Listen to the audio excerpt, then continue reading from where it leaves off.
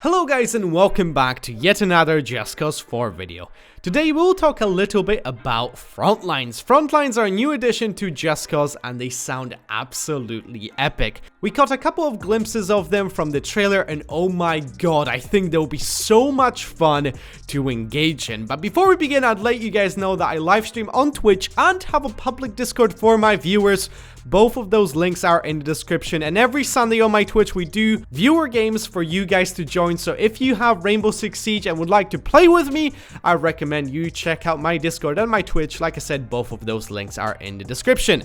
So Frontlines. Frontlines, for those of you that don't know, are massive battles in Yogscast 4 raging throughout Solis. As far as I can tell, it's a new liberation mechanic. I presume the base liberation is still very much a thing in Yogscast 4, but alongside it, you have those front lines formed between rebel forces and Unidad in the fight for control of Solis. There's an article from Ars Technica which explains a little better how they work. The article reads, "A battlefield's front line was the first thing we saw in the demo. Developers explained that the front line moves as you progress through the game.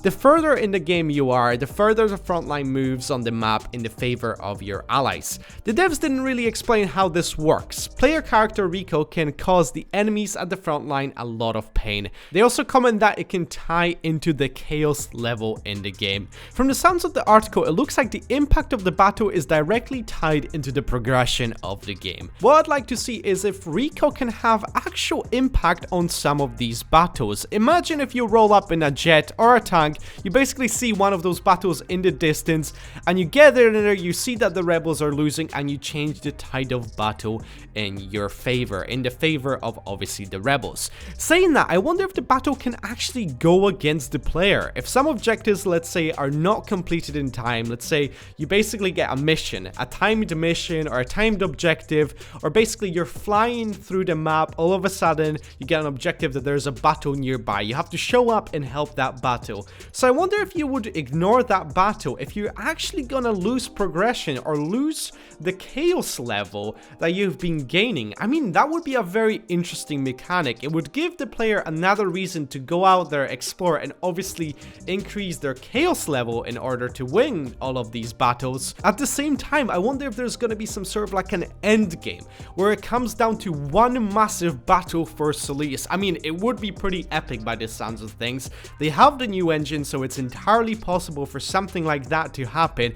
I guess we just have to wait and see. But regardless how the front lines will play out, I think there will be an amazing playing ground for the player to test out their skill and mess around taking out enemies in creative ways. It's going to be a nice change. Previously we had the heat level and enemy bases to play around, but I think this will add even more things to do for the player in the open world, which is a nice change. That was one of my big complaints for Yogscast 3. The map was simply enormous. It was massive, okay, but there was hardly anything to do on that map that involved AI. Obviously you could go to your nearest town, your military base, your checkpoint or whatever, and you can engage with some enemies. Also you have the reoppress mechanics where basically you can reset all of the bases, but there wasn't actually a lot of stuff out in the open world. So it's gonna be really cool to see as you're flying kind of through Solis, your wingsuiting around or doing whatever, and just coming across these battles.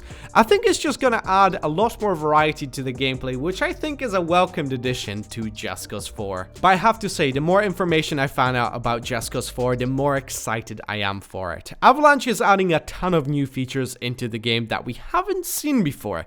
I mean, we're getting a brand new engine, a massive amount of new vehicles, new weather and destruction, front lines, massive new map, and much more. And I think this is honestly going to be a worthy sequel to Yogscast 3. It just kind of surprises me that they showed so much more behind closed doors but that they aren't really telling us about.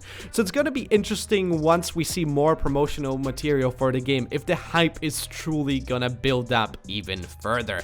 But what do you guys think? Do you like the idea of the new front lines in Yogscast 4? Let me know in those comments down below. But thank you guys so much for watching this video. I hope you enjoyed it. If you did, Make sure to leave a like on this video, subscribe for plenty more Just Cause 4 in the future. Like I said, I do have a Twitch and Discord for you guys to check out. Link to those are in the description. But thank you so much for watching. Hope you're gonna have a wonderful day, and I'll see you guys next time. Take care, goodbye. Bye.